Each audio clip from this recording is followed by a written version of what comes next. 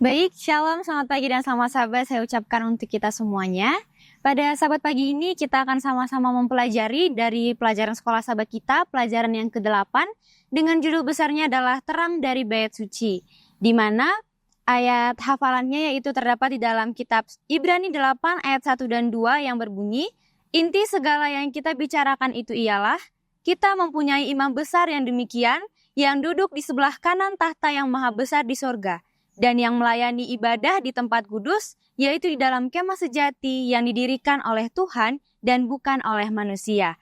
Nah, sebelum saya melanjutkan, di sebelah saya ada 3 narasumber yang ganteng, cakep, dan tampan. Ya, 3 narasumber kita ini akan menjelaskan masing-masing pelajaran dari hari Senin hingga kesimpulan. Nah, oleh karena itu, kita boleh perkenalkan dulu dari abang yang paling ujung. Silakan bang, namanya siapa dan dari jurusan apa? Perkenalkan, nama saya Justin Kore, jurusan Sistem Informasi Angkatan 2020. Oke, halo bang Justin. Oke, selanjutnya. Perkenalkan, nama saya Nathanael Juan Romantia dari jurusan Ilmu Filsafat Angkatan 2020. Oke, halo bang Nathanael. Yang terakhir nih, dengan abang siapa? Shalom semuanya, perkenalkan nama saya Vernon. Saya dari jurusan Sistem Informasi dan Angkatan 2020. Oke, halo Bang Vernon. Halo. Oke, jadi inilah ketiga narasumber kita yang akan membantu kita untuk pelajaran di pelajaran ke-8. Nah, untuk di Sahabat Petang nih, di Sahabat Petang ini menjelaskan bahwa di mana 2300 hari itu tidak ada hubungannya ataupun tidak ada kaitannya dengan kedatangan Yesus yang kedua kalinya. Nah, kenapa? Karena pembersihan bait suci di surga itu adalah dengan artinya penggenapan dari pembersihan bait suci yang ada di bumi, di mana dilakukan oleh Tuhan kita sendiri.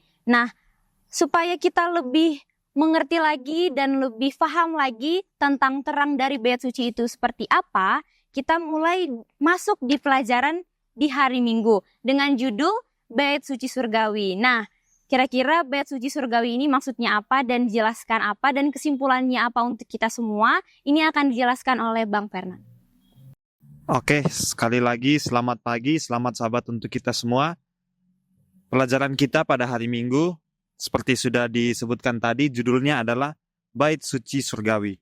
Kalau kita pelajari pelajaran hari Minggu kita, di awal dari pelajarannya diberikan sebuah gambaran yang diambil dari Kitab Keluaran pasal 25 ayat 8 sampai 9, di mana di sana digambarkan bahwa bahwa bait suci yang di bumi itu adalah representasi dari bait suci yang sudah ada di surga tempat Yesus melayani.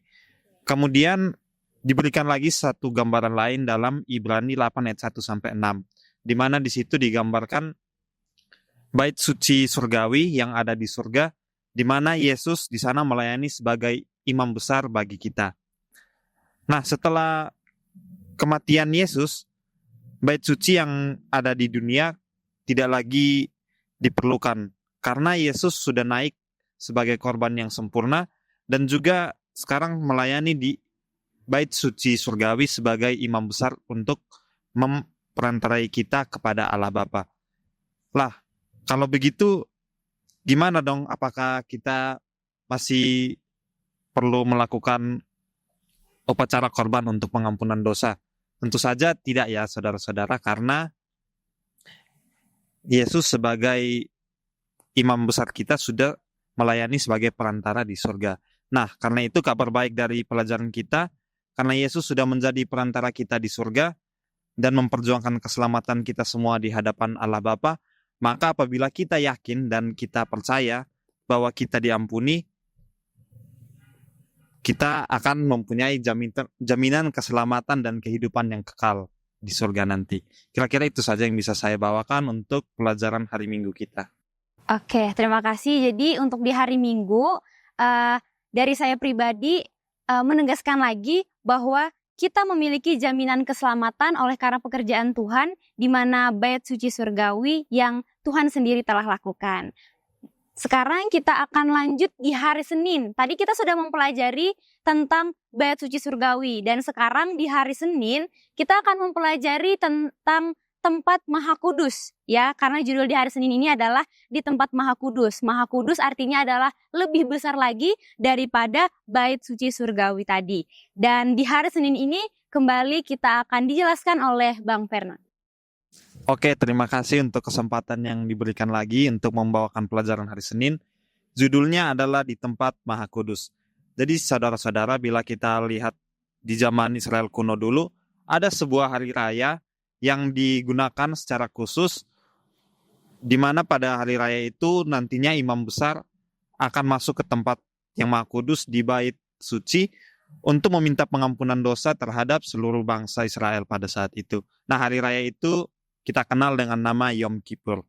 Nah, ketika upacara itu dilakukan, di dalam prosesnya melibatkan yang namanya proses pemindahan dosa dari bait suci dan bangsa Israel kepada seekor kambing yang khusus digunakan yang disebut dengan Asasel, di mana kambing itu akan membawa dosa-dosa dari bait suci dan bangsa Israel yang sudah dipindahkan kepadanya untuk dibawa ke padang gurun, sehingga setelah itu bait suci dan seluruh bangsa akan dianggap menjadi bersih. Nah, dalam kehidupan kita sekarang nih, kita tidak ada lagi mengenal yang namanya satu hari raya khusus di mana kita akan melakukan meminta pengampunan dosa langsung kepada Tuhan. Tapi sebagai gantinya pada zaman kita sekarang ini, karena Yesus sudah menjadi pengantara kita langsung kepada Bapa, kapanpun kita ingin mendapat dan mencari pengampunan, kita bisa langsung mencari Allah untuk meminta pengampunan itu. Oleh karena itu, pelajaran kita pada hari Senin ini mengajarkan bahwa kita terus mencari Allah, mengajarkan untuk terus meminta pengampunan kepada Allah dan berpaling dari dosa-dosa kita, supaya kita bisa memperoleh hidup yang kudus di dalam Tuhan. Sekian yang bisa saya bawakan untuk hari Senin. Saya kembalikan.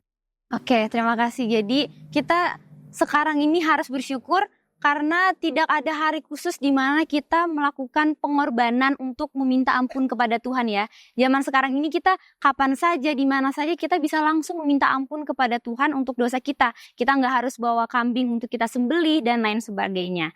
Oke, terima kasih. Kita lanjut di pelajaran kita di hari Selasa. Judulnya di hari Selasa ini adalah penghakiman telah tiba. Nah, ketika kita mendengar tentang penghakiman, mulai timbul di hati kita dan juga di pikiran kita, aduh penghakiman itu pasti susah, takut ya, kita gentar ketika kita mendengarkan penghakiman. Oleh karena itu, kita akan mendengarkan penjelasan penghakiman telah tiba yang dimaksud ini apa. Kita akan mendengarkan yang disampaikan oleh Bang Nathanael. Ya, baik.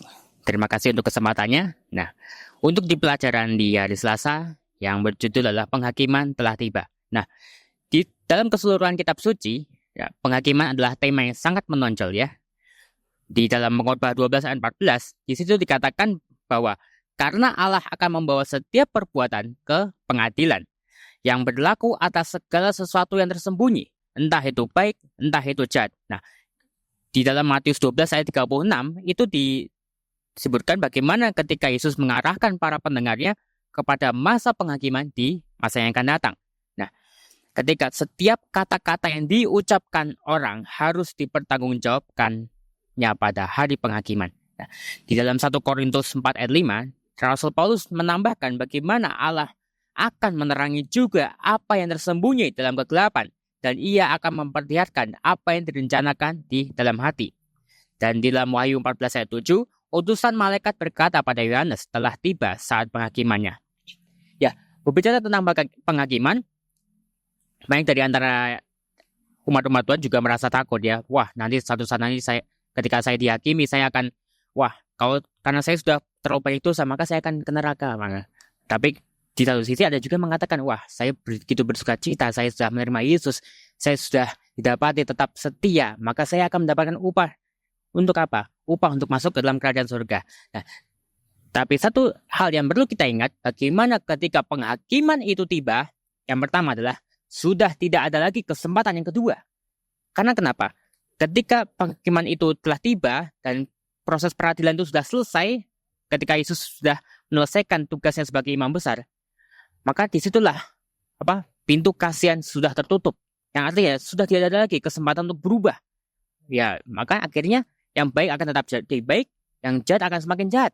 Nah, dan kita juga bisa lihat bagaimana peradilan di dunia itu semakin lama semakin sudah tidak adil. Orang yang sudah terlihat dia bersalah, dia tersangka, dia akhirnya apa? Dia bisa bebas. Sementara yang menjadi korbannya, dia tidak salah apa-apa, akhirnya justru dia yang dianggap bersalah. Nah, namun kita bisa memahami bagaimana penghakiman di surga yang dibuat oleh Allah itu adalah penghakiman yang sangat-sangat adil.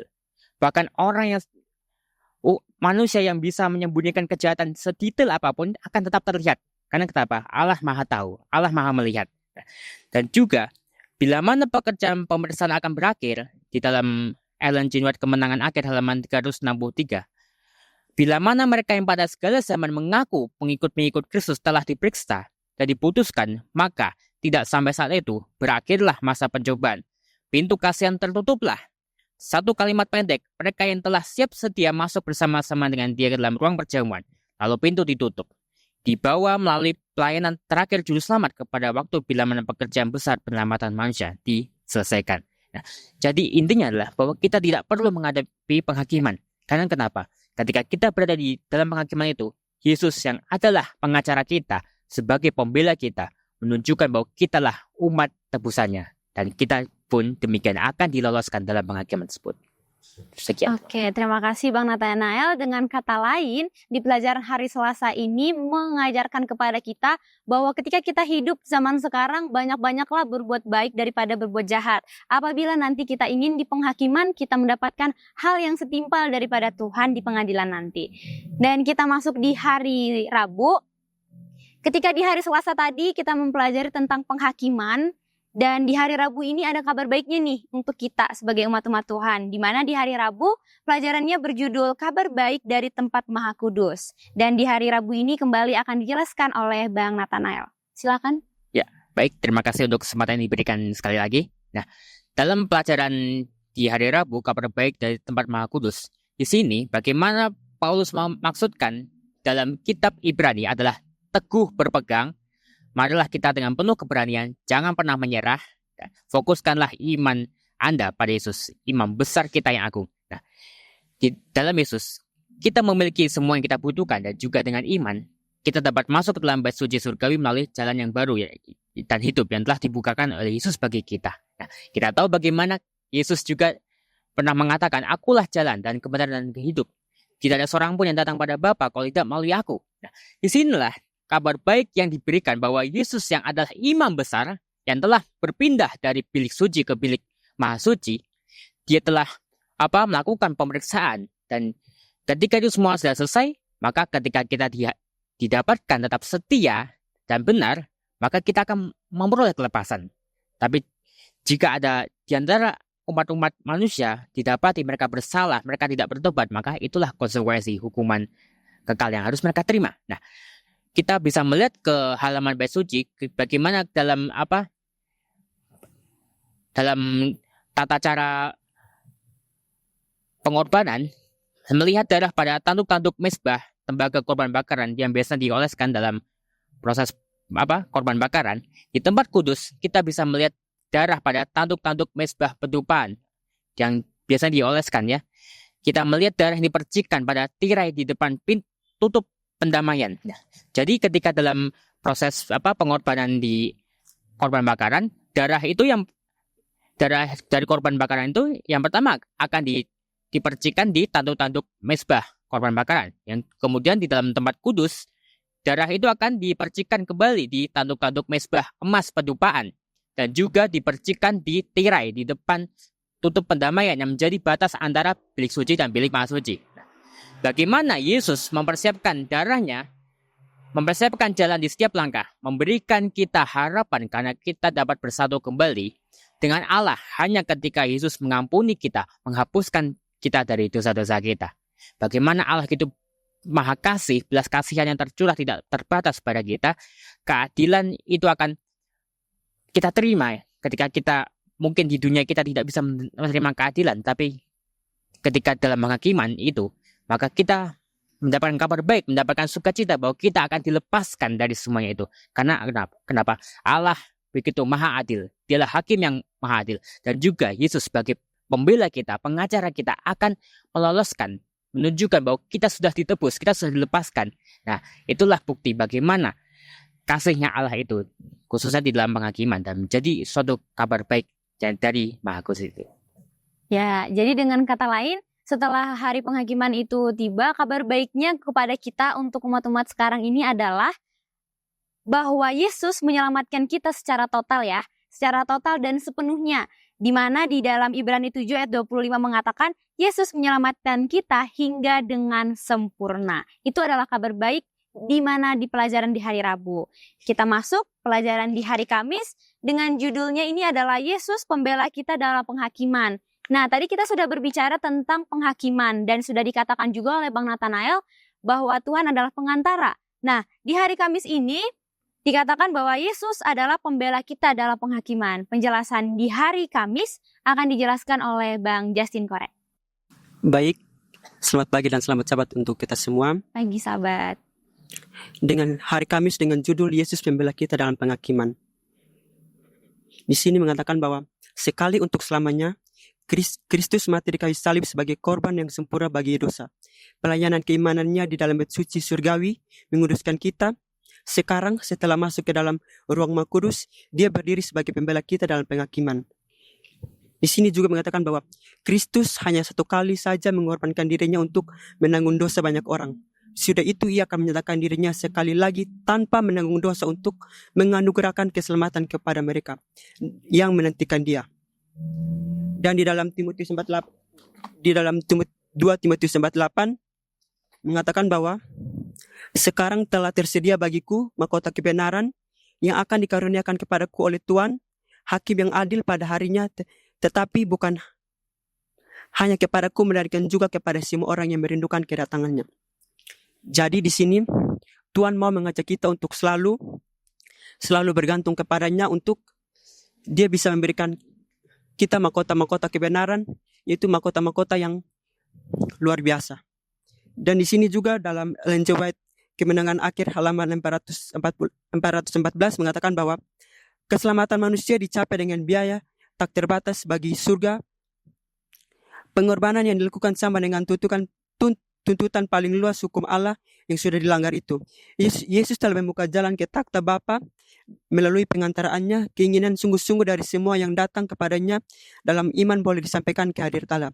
Jadi ketika kita sungguh-sungguh mencari Allah atau kita mencari Tuhan, maka Tuhan akan selalu membuka jalan untuk kita. Dan di sini juga mengatakan bahwa rencana keselamatan adalah rencana yang lengkap untuk menyelesaikan pertentangan besar dan menyelamatkan planet ini dari cengkeraman iblis. Kehidupan Yesus menyatakan kasih Allah kepada dunia yang membutuhkan dan alam semesta yang menyaksikan. Jadi rencana keselamatan adalah rencana yang lengkap untuk menyelesaikan pertentangan besar dan menyelamatkan kita dari cengkeraman iblis. Jadi ketika siapapun yang menggodai kita atau iblis menggodai kita, marilah kita datang kepada Tuhan untuk selalu bersandar kepadanya. Demikianlah pelajaran di hari Kamis yang bisa bawakan. Terima kasih. Oke, jadi di hari Kamis ini Yesus pembela kita dalam penghakiman. Kita tidak perlu khawatir ya, sekali lagi saya tekankan di dalam penghakiman nanti, karena rencana keselamatan pada saat penghakiman itu adalah maksud dari Tuhan. Ketika penghakiman nanti itu adalah merupakan sebuah rencana keselamatan yang Tuhan berikan kepada kita setiap umat-umat manusia. Jadi itulah kira-kira di pelajaran kita hari Kamis ditegaskan bahwa Tuhan Yesus sendirilah adalah pembela kita di saat kita di hari penghakiman nanti. Nah, untuk mengakhiri pelajaran sekolah sahabat kita di pelajaran ke-8, saya rindu masing-masing ketiga narasumber memberikan kesimpulan di pelajaran kita yang ke-8 ini dengan judulnya tadi Terang dari Bait Suci. Nah, kita akan mulai kesimpulan dari abang yang paling ujung, Bang Justin. Baik, terima kasih atas kesempatannya lagi. Di sini saya ada garis bawahi pada kesimpulan ini mengatakan bahwa kita harus mengenalkan Kristus sebagai kebenaran kita, pengudusan kita, dan penebusan kita. Kita tidak dapat menjawab tuduhan iblis terhadap kita, karena hanya Kristus saja yang dapat mengajukan pembelaan yang efektif dan kepentingan kita. Dia sanggup membungkam si penuduh dengan argumen-argumen yang tidak didasarkan pada jasa-jasa kita pada dirinya sendiri. Jadi di sini sudah sangat jelas bahwa hanya Kristus saja yang dapat membela kita. Jadi meskipun atau apapun yang datang menyerang kita atau iblis yang datang mengganggu kita, kita harus selalu bergantung dan selalu memujikan dan memuliakan nama Tuhan. Demikianlah closing statement yang saya bawakan. Terima kasih. Oke, lanjut Bang Nathanael. Terima kasih. Nah, jadi kesimpulan dari pelajaran ini adalah bagaimana ketika penghakiman itu terjadi, itu hanya terjadi satu kali saja, sudah tidak bisa berulang lagi. Dan ketika itu terjadi, pintu kasih yang tertutup, sudah tidak lagi kesempatan kita untuk berubah. Dan oleh karena itu kita diingatkan untuk bersiap sedia. Kita juga harus merubah diri kita, bertobat ya, sebelum penghakiman itu tiba. Supaya ketika hari hanya sudah tiba, maka kita didapati setia, didapati benar ya. Sehingga kita akan diloloskan, menerima upah yang kekal, yaitu apa? Kerajaan sorga. Semua orang pasti akan menantikan itu. Ya. Itulah sebabnya kita harus bersiap sedia, berubah, bertobat mulai dari sekarang. Ya. Dan jangan mengulangi dosa-dosa yang telah kita buat pada masa-masa yang lalu. Karena kenapa? Karena Yesus sudah berjuang untuk melepaskan kita. Karena dialah pengacara kita, sebagai hak pembela kita. Dan Allah adalah hakim yang adil yang akan meloloskan kita dari semua yang dituduhkan oleh setan kepada kita. Amin, terima kasih. Terakhir dari Bang Fernand, silahkan kesimpulannya. Oke, terima kasih. Jadi kesimpulan yang saya bisa bawakan untuk pelajaran kita adalah sebelum penghakiman itu tiba, sebelum pintu kasihan tertutup, marilah kita mencari pengampunan daripada Allah. Karena seperti yang sudah dibahas di pelajaran kita, Yesus sudah menjadi pengantara kita di hadapan Allah Bapa. Oleh karena itu, kapanpun kita bisa mendapat pengampunan sebelum pintu kasihan itu tertutup. Karena sekali pintu kasihan itu sudah tertutup seperti yang sudah disampaikan tadi, maka tidak akan ada lagi kesempatan bagi kita. Mungkin itu yang bisa saya simpulkan dari pelajaran kita. Oke, terima kasih untuk ketiga narasumber kita yang sudah memberikan kesimpulan. Dari saya, jadi kita sebagai umat-umat Tuhan nih, mari kita merubah diri kita untuk lebih baik lagi. Marilah kita bertobat, karena kita sudah tahu di pelajaran ke-8 ini, terang dari bait suci itu ada. Pembelaan dari Tuhan pada saat penghakiman untuk kita manusia itu ada. Nah, sekarang tergantung dari diri kita sendiri, apakah kita mau merubah hidup kita daripada sekarang, apakah kita mau datang kepada Tuhan, apakah kita mau mengakui segala kesalahan kita dan kita bertobat. Jika kita mau, mari kita merubah diri kita agar kita nanti bisa mendapatkan kabar baik itu, yaitu terang dari surga nanti. Jadi sampai disinilah ya pelajaran kita di Sekolah Sahabat pelajaran ke-8. Semoga pelajaran ini bisa memotivasi kita untuk berubah dan bisa kita ambil aplikasinya dalam hidup kita masing-masing. Sekian, kiranya Tuhan Yesus memberkati kita semuanya.